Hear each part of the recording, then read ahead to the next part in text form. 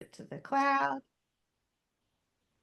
Good morning. Welcome to the show, Puzzled Parents. I'm here today with a wonderful, wonderful woman. Her name is Nickie. Nickie, welcome to the show. Why don't you introduce yourself? Thanks for having me. I am Nickie Brown, and I am co-person that helps run Smart One Inc. Okay, tell us a little bit about that. I love this organization. It's great. Share what you guys do and where you're at and how to contact you. Sure. So, Smart One Inc. is a 501c nonprofit organization. We do activities and events and help advocate for all the special needs community, all disabilities, ages 2 to 102. Um, we have like different events, dances, parents information nights, moms nights out. We are currently trying to put together a dance group. We had one in the past, trying to bring that back. But we also have events like Purposely Splashing for Fun, which we collaborate with other organizations that deals with the special needs community, and we get together and have like a private pool party for our special needs individuals and their families during the month of the hot months, June, July, August. Mhm. And then we have things like we just had a boots on the ground dance for the kids. They loved it. Had a good time doing that. But we have activities that we do from September to June, and most of those consist of karate, um, the Just Us Girls group, which is for girls with autism, 13 and up. We also have like a video game club and just different activities that we do for them, year out. And then we try to have like things going on for them in the summer. We do take a small break with the classes and activities, but we'll have Mhm. like the Purposely Splashing for Fun. We do summer bowling. And if we get grants or so forth and enough left over, we try to do a trip. One year we did a trip to Kings Dominion, and some of the individuals had never been, Right. um, because they don't get that opportunity, or the parents, who else don't want to go with them, Right. because they have to watch them. But as a group, they was able to feel welcome and just go and have a good time, and that's what it's all about. We like Mhm. to increment them into the community as much as possible. Let's go out and let's do this, let's do that, because they are part of the community. And Right. the community as a whole, we need to get to know each other and know how to help each other and interact with each other. So that's our overall goal. That is wonderful. I love that. I love especially the girls club you were talking about because I think we had talked about before when we met that I started, my friend and I started a support group for kids with autism in our rural area where I'm at. And basically, my daughter was the only girl. And she hung out with the guys and she fit in and whatever, but, outside of the group, they were having sleepovers and different things, just but she couldn't do that, obviously. So Right. I love, love that you're addressing girls because I do feel like that is an underserved population. I read recently too that all of the testing when you go to get your child tested to see if they have autism is based on the old research, which was all about boys.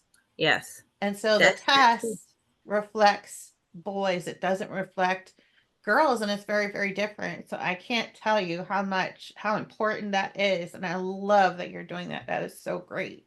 Thank you. Yes, we know autism is predominantly a boy thing, we'll say, with the statistics and everything. So, and then girls get diagnosed later than Hmm. the boys. Yeah. Um, for whatever different reasons that they say.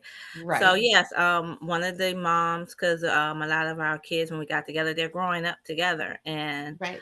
one of the moms, Yvette, she who also helps run that particular event group, she came to me and was like, my daughter, the guys are cute, but she wants to hang with the girls, Yeah. and we need to get, a girl group together. So I was like, it is a need because, like I was saying, some of the things that we were doing, it was generated. I have a son, some of the rest, the chair, I'm vice chair, our chair, V, she has a son, most, Mhm. we were all getting together and doing boy like things, not even really realizing that's what we were doing, but Right. asking the guys what they wanted to do, and that's what they wanted to do. So the girls are getting older because at a certain age, they all kind of want to do the same thing, but now they was getting to an age where the Right. girls were like, I don't want to do that. I want to do this, and I was like, Right. oh, wow, they do need something to do. So that's why it's 13 and up, and we have other volunteers from the that is around their age or that would help, that are typical individuals that go out with them when we do our outings, and Right. be with them and just do things. It's really cool. They We have different sessions where they go paint, or when we stay in the community center, which is our home base, when we don't do outings, we'll do things like they bedazzled their jeans and shirts, different things. Love They it. yeah, they love that. Game day karaoke seemed to be very popular. They did a K-pop karaoke day. So yeah, it's been pretty awesome for them. And I That just is enjoy watching. amazing. Yeah, I love that so much. And just thank you for doing that. That's so, I wish they had that back when my daughter was growing up. I mean, she did well, and she did well with who it was around because it is a more rural area here, and so everybody kinda knew everybody, and she was in school with these guys, and, like, they were all in classes together and stuff, but I just love that. So you serve the Hampton Roads area of Virginia, right? That's like Yorktown, Newport News, Hampton, down to the south side, like Chesapeake, Norfolk, Virginia Beach, kinda that Yes, area. yes. Our we're based in Newport News, but we do serve the whole area. We have people come from Suffolk, Chesapeake, just depending on what activities that we have. So yes, we do. Excellent, excellent. So you mentioned you have a son.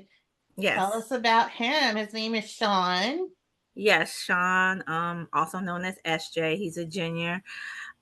He's also a local artist that's doing pretty well. He's um, co-authored and written a book and illustrated, and he's illustrated several books. The one that he's co-authored and illustrated is more about himself and how he uses his art to advocate for individuals with autism, and it Mhm. also he wants to encourage others. So it's basically an encouragement book, telling about his life and how he's overcome several obstacles, and how to help others, inspire them, basically. And that's what I'm trying to look for the word, to inspire others to do the same. Find your superpower and use it. And there's bullying, there's this, there's that, but know who you are, be you. That's it. That's what he always tell people, be you. So but yeah, we're pretty proud of him. He does murals, he do vendor events. He's got honorable mentions in several art shows, asked to come back at several art shows. Just he's just enjoying art in life in general. That's what he said he wanted to do. So I kind of concentrated and tried to put him in situations where Mhm. he can learn the craft of art, learn how to sell, learn how what it's all about, how to price your art. Right, the business side. Yeah. Yes, the business side. I handle a lot of that to help him out, but I'm also showing him. So the Right. goal is, if something happens to me, if I'm sick or something, he will still have the tools to continue doing that. And so that's just been the goal. And he likes to advocate and show others the way as well. And he has a studio that he teaches classes, and he also satellites out of other studios, and do things in Virginia Beach, Phoebus, Hampton, Newport News. He Yeah. teaches classes at some of the community centers as well. So we have made it like a business. He's an LLC, Through His Eyes LLC. So I'm very proud of him. It's a lot of work. Um, And you know that, and I'm pretty sure the audience that have children with autism is not for the faint heart. The struggle is real. Right. The Um, struggle is real for sure. Yeah. for It's a sure. full-time job. And I didn't realize back, when I was raising my daughter, you don't realize that your whole life is one big compensatory strategy where you have all of these little systems in place to facilitate that success with your child and create that environment where they're able to flourish. And I Yes. didn't realize that until we started hanging out with kids that were neurotypical and like the Girl Scouts and different things, things that we participated in. And I went, my goodness, like, Yes, you have to plan out your whole day, making sure, depending on the individuals, making sure that sensory issues, making mm-hmm. sure they're not stimulating in this way. If we go here, is this going to happen? You got to kind of be a few, not one step, but three, four, five steps ahead, Yeah, of what's going on in the environment. And unfortunately, a lot of parents, because of that, shut down, yeah, which is yeah, very, very understandable. But I just like to encourage them to, and it's okay sometimes to shut down, be like, I just need to regroup. Some right. parents feel bad about that. Do not. I mean, you're human. Absolutely. Yeah. you know just take your time, because you have to be the best you can be for that individual. Yes. They can't progress if you don't take your time, but Yes. get back to it. Take your time that you need, and then get back on Yeah. that horse, keep going, because the benefits are definitely worth it in the long run. It's not easy, but Yeah. progress. I know. I had older parents when first, when my son was first diagnosed. I saw no light. Honestly, I saw no light at Mhm. this is how it's going to be.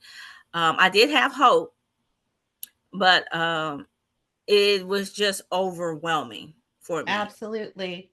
And I And I don't think people with kids that are neurotypical really get just how overwhelming and how much that I say it feels like a weight. I mean, it's not a weight because it's a it's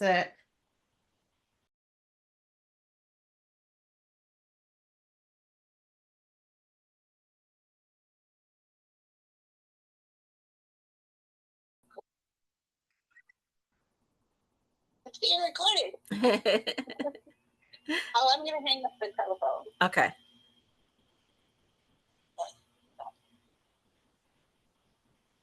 Can you still hear me? Yes.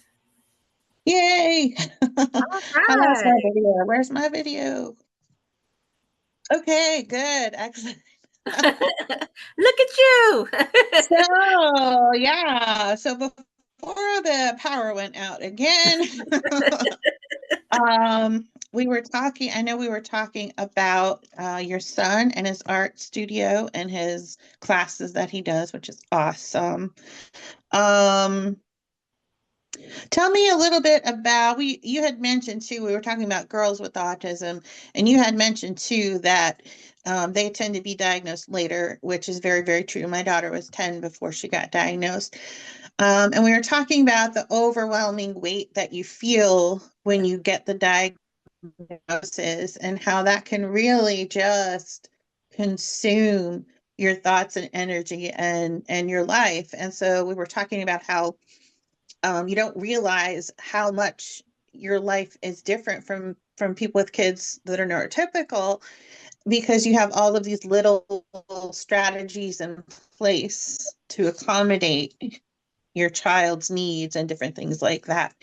So tell me a little bit about your journey with your son. How did you come to know that he had autism and kind of what was your journey to get him where you are today? Sure. So, he's my only child. So, um, technically, he was hitting milestones and everything off the charts with height, growth, things of that sort. Um, so when it was time for him to talk, we was in a Mhm. normal mommy and me. group or what have you. And I was noticing that some of the kids were talking, doing some of the things that he wasn't. On the other hand, he was counting. He was doing things that they typically wasn't doing. So some parents would be like, "Oh, he can do that. That's so advanced." Or one day I had a friend over. He was watching the baby Einstein videos, Mhm. and he was Right. talking, and she was like, "Do you know he's speaking in German?" And I was like, "Oh, no, I didn't." I took French, so, she Right. was like, "Yeah." So I didn't really notice, different things. Some parents, if they have multiple kids, they might have picked up on things a little sooner or what have you. But I did notice the communication gap. Um, Mhm. he would, instead of playing with toys like normal kids would, some things he would, but he had he liked it like the car, the big wheel, he turn it over and just play with the wheels. He wanted to play with the Yeah. cabinets in the kitchen. Um, things that, that's what he was obsessed with, things that were circles. Um, so I had mentioned it to a mom who had a son with autism, and she mentioned to me that he, those were typical signs of that. But she she was like, wait till he gets a little older. It may not, be the case. So um eventually what happened was they set him up for speech therapy, and after a little while me and the therapist got to know each other. And one day she came to me and she said, "Look, a lot of the doctors do not like us to tell parents this because we're not doctors, we are Mhm. therapists." She said, "However, we see your kids more than your doctor do." She said, "So I'm Right. gonna write this down and just research it."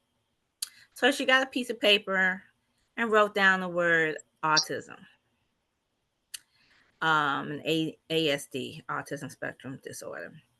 Mhm.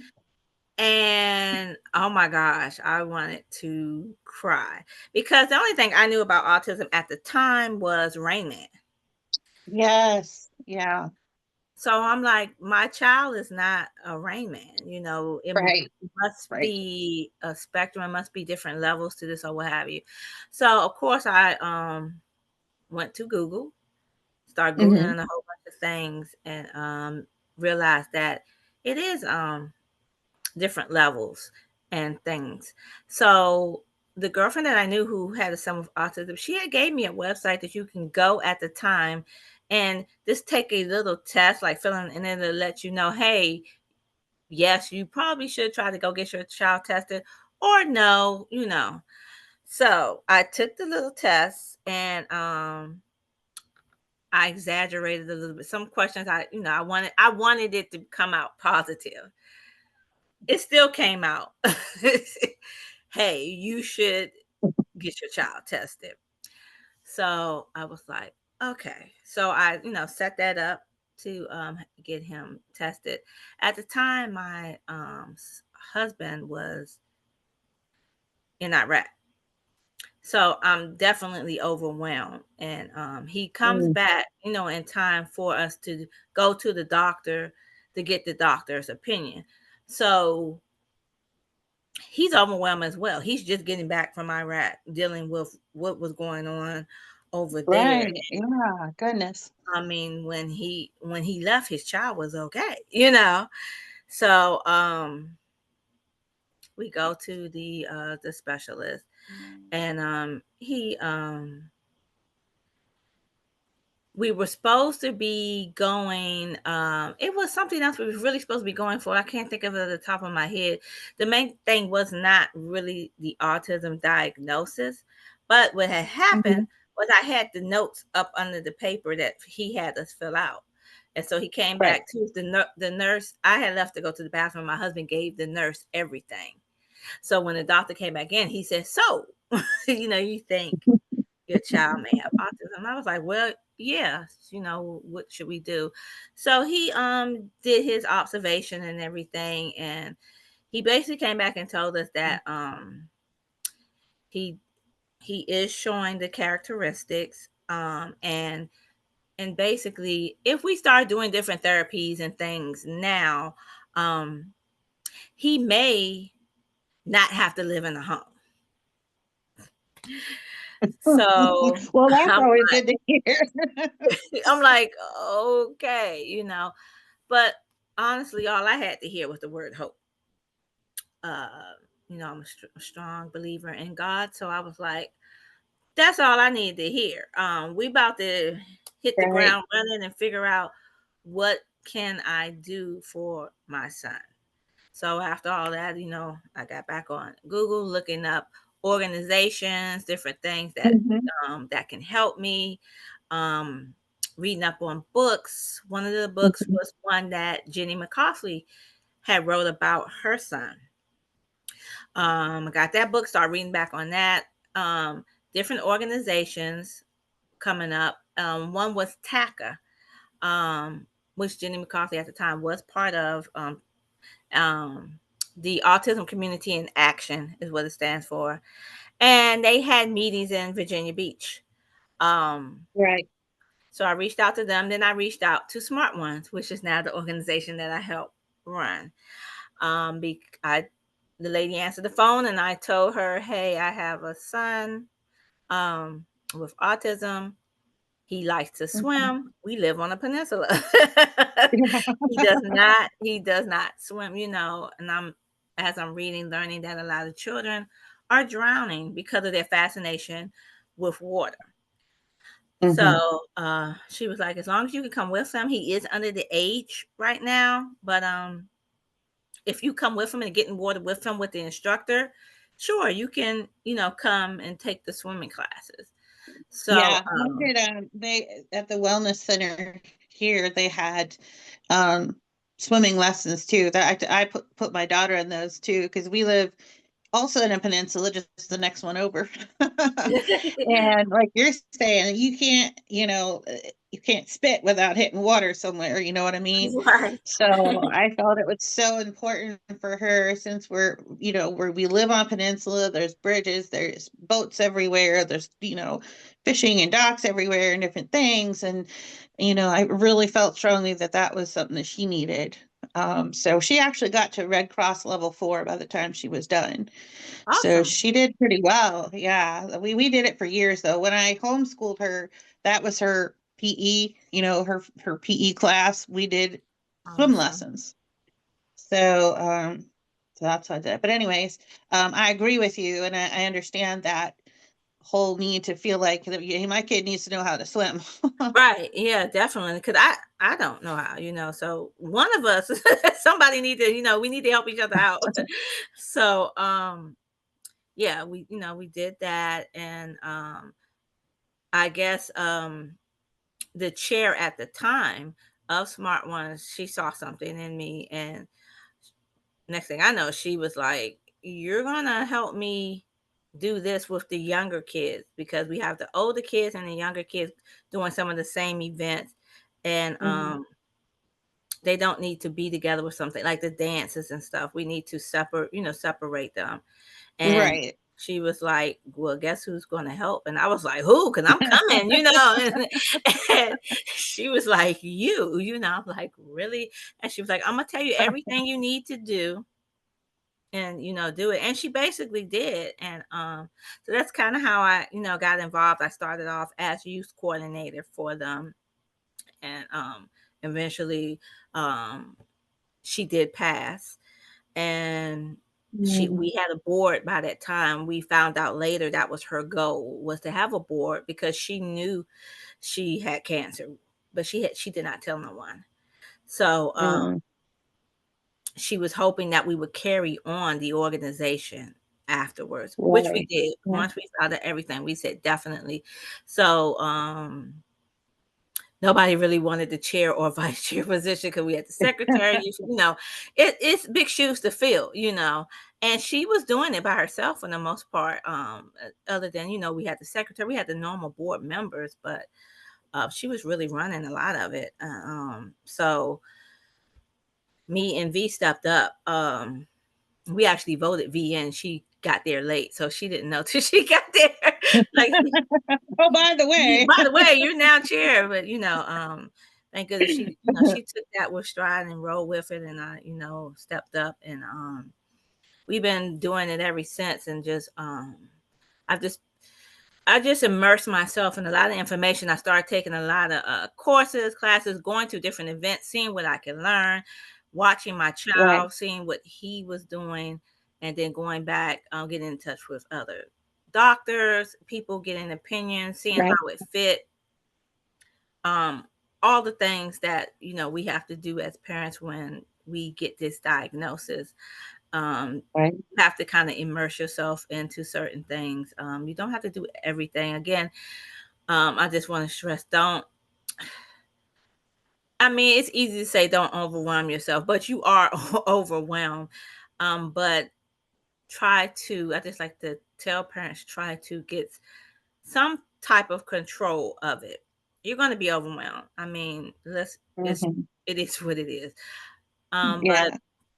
even if you can just get 5 minutes out of the day to do something for yourself, even if it's just to go sit in the bathroom, you know, Mhm. Yeah. and you know, just to regroup. Yes. I just recommend Yes.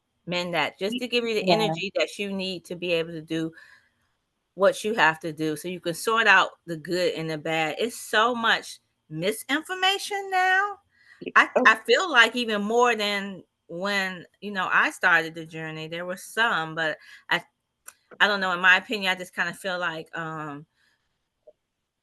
when people was really just getting into it, everybody was trying to help each other out for the good.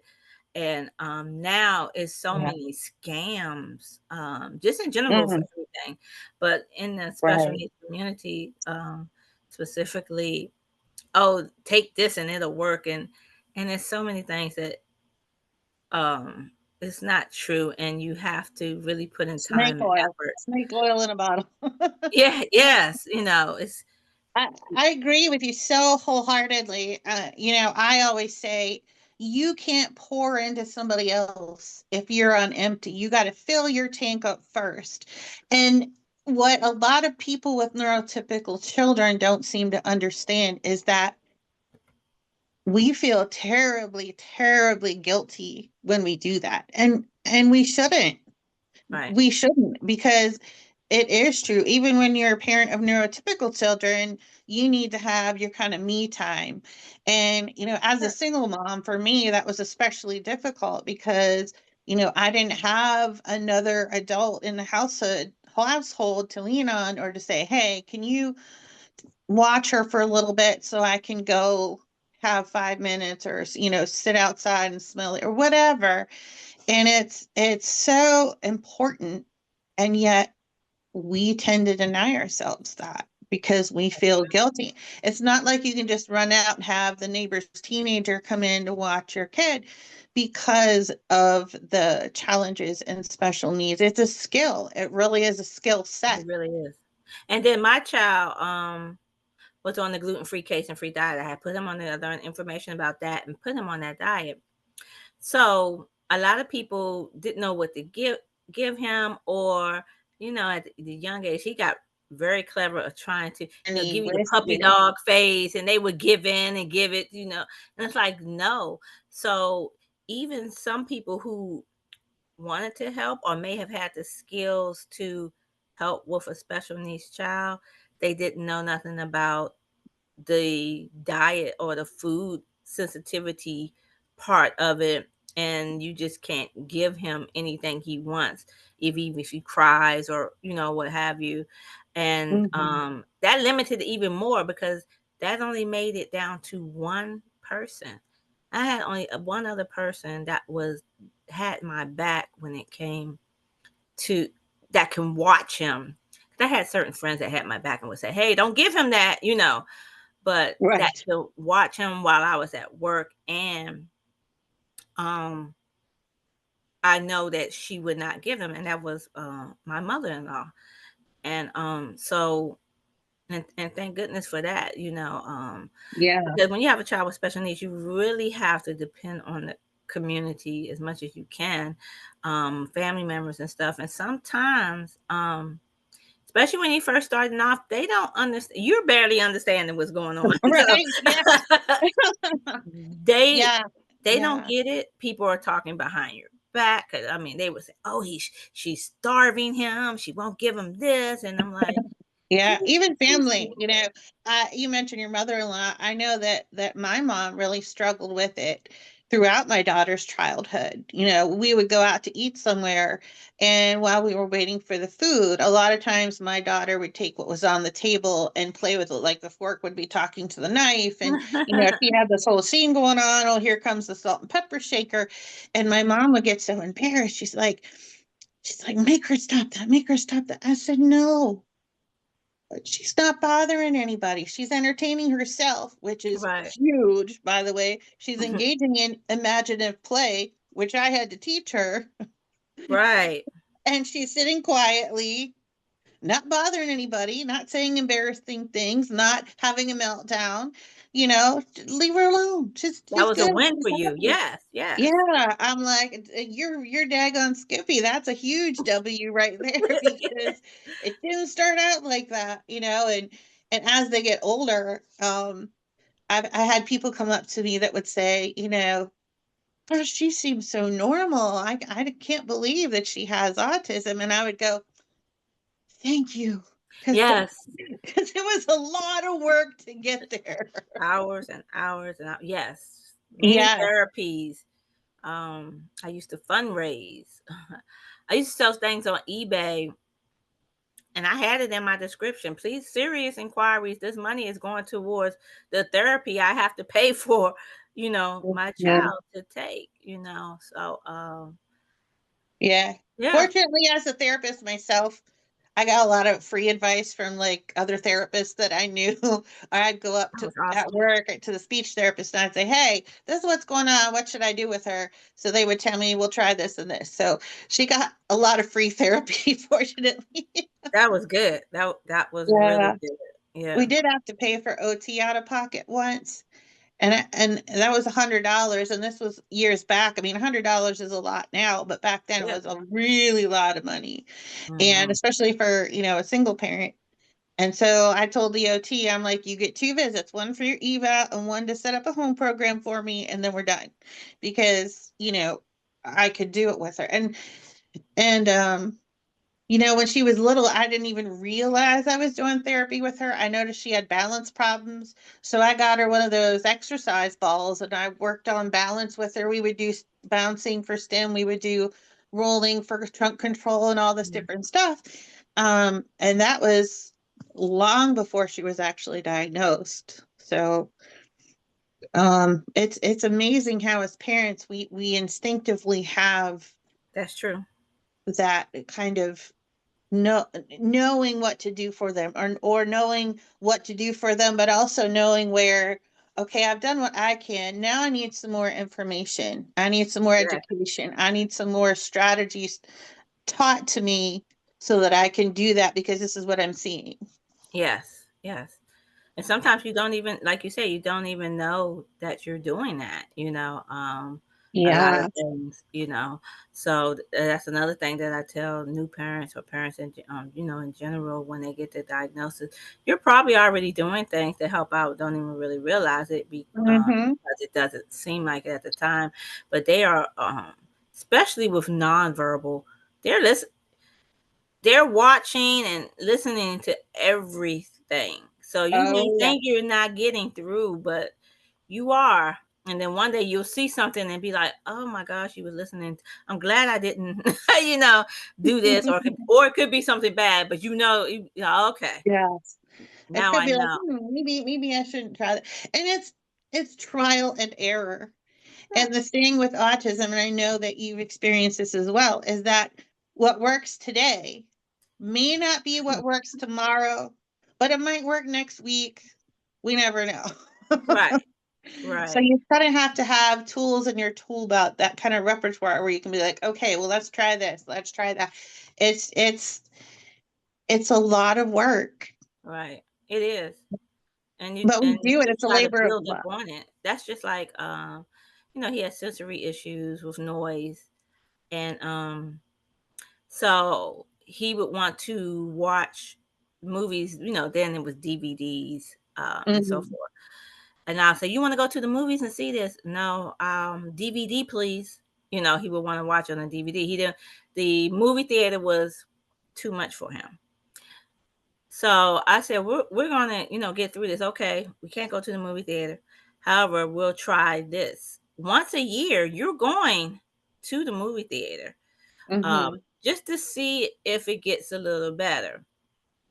So we tried to do the little earphone things, and we would have to find a movie that he definitely wanted to go see, because if it just Right. was anything, I mean, it was already a no, that wasn't just going to work. So something, and we would take him, and I mean, year after year, sometimes it didn't work. But then we started noticing, okay, he stayed for 45 minutes. Okay. Mhm. For, just got too much. And now we're at the point where he can actually go. He doesn't, I mean, he's older now, so he knows about the headphones. Cause first we made it cool to wear the headphones in there. They think this, Mhm. he don't want to, he knows that everybody else now don't have the headphones. He don't want the headphones either. So but he's able to tolerate it more. He may Mhm. do because they have the different levels now, like the Dolby or the extra loud movie theater. He'll go to the lower setting ones. Right. And it's still, of course, it needs to be something that he definitely want to go see, but he's now able to do a whole movie.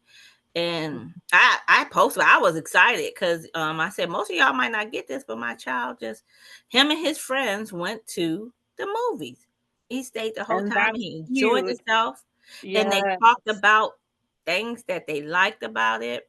So now he has that option. If he wants to, he can go. He doesn't volunteer it still, but like if it was a group thing, or one of his friends are going to the movie theater for a birthday thing or something, he goes. And I mean, it's just Yay. those things. Big Yes. W. That's a huge W. And that's what it's about, the whole Yeah. journey, Yeah. Yeah. trying, pushing little crumbs, but they'll, it I gets think that better. is something too that a lot of parents tend to miss is intentionally pushing them outside of their comfort zone. Because it's our tendency as parents to be like, well, they don't like that. You want to protect them and you want to kind of shield them. But if the bar is set low, you're going to get low. Exactly. If the bar is set high, you might not get all the way, but you're going to get Exactly. as far as you possibly can. And that's the thing, knowing when to push and how to push and in what areas to push. And My that's daughter, key. when she was a teen, she'd be like, "You're pushing me." And I'd be like, "It's okay." Yes, And exactly. then when And the that's day that's the hard part when they're young, because you don't know what that level is.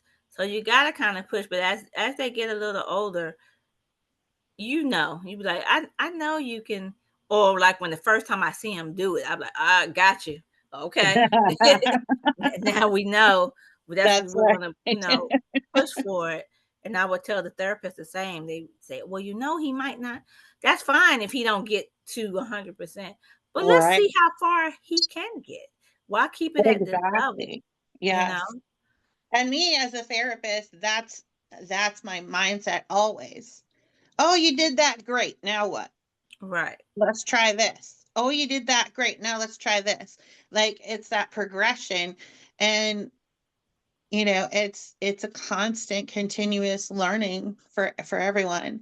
And I can't stress enough that whole network Yes. with people who understand, people who get it, people that aren't going to judge or, kind of whisper behind your back.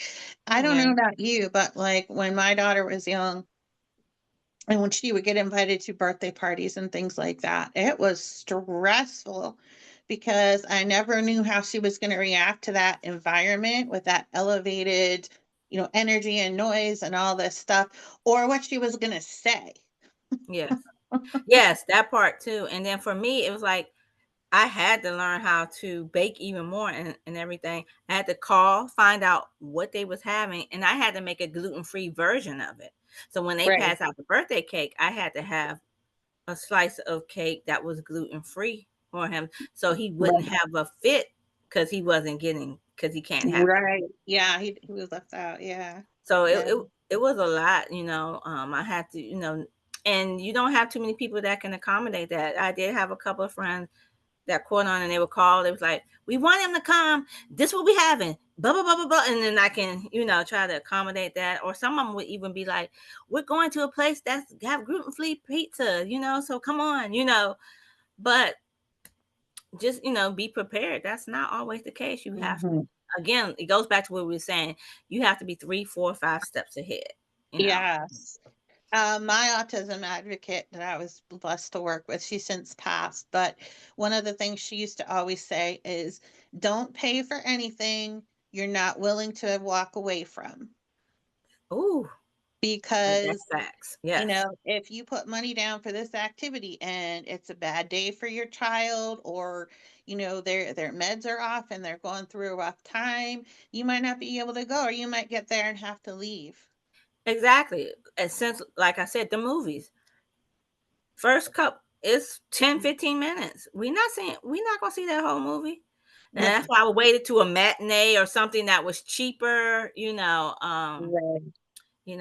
at that time I think they still had the 99-cent ones. We would try with those, but then, if not, it would be a matinee. Because I know we weren't going to see the whole movie, Right. Right. until we Yeah. were. And it was like, all right, so When my daughter got older, I started taking her on cruises.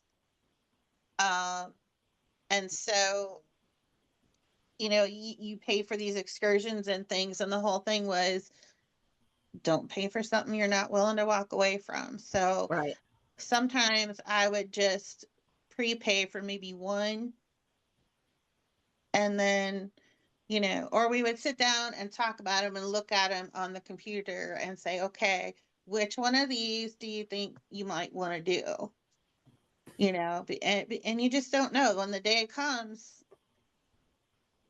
they might not be able to do it. Sometimes Right. I had like a day where we booked two things, like nothing that was really, but the first one might be you ride around the city and they tell you about the history.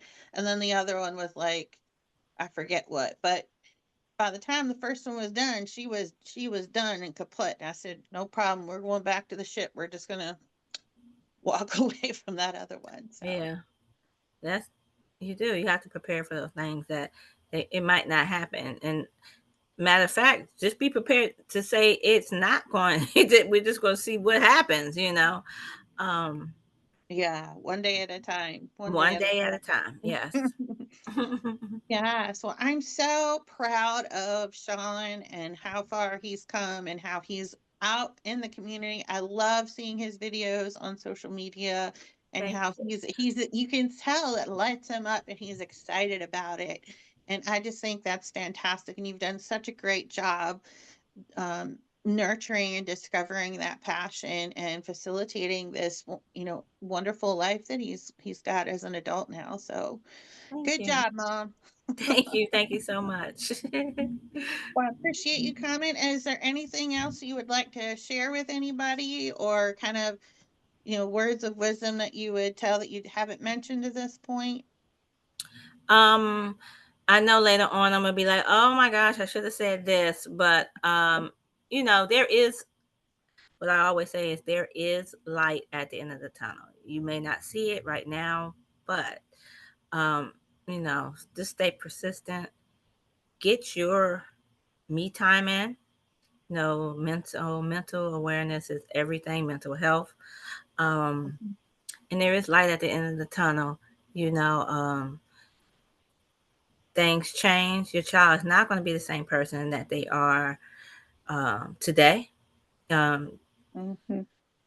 there's different stages. You'll get to one stage and you excel, and then bow, middle school, and you will see some declines because Yeah, hormones. yeah, Um, yeah. sometimes you have to go back and come to get forward. You have to take a step back to get forward. Um, you get Yeah. to a point and then bow. It's high school, you know.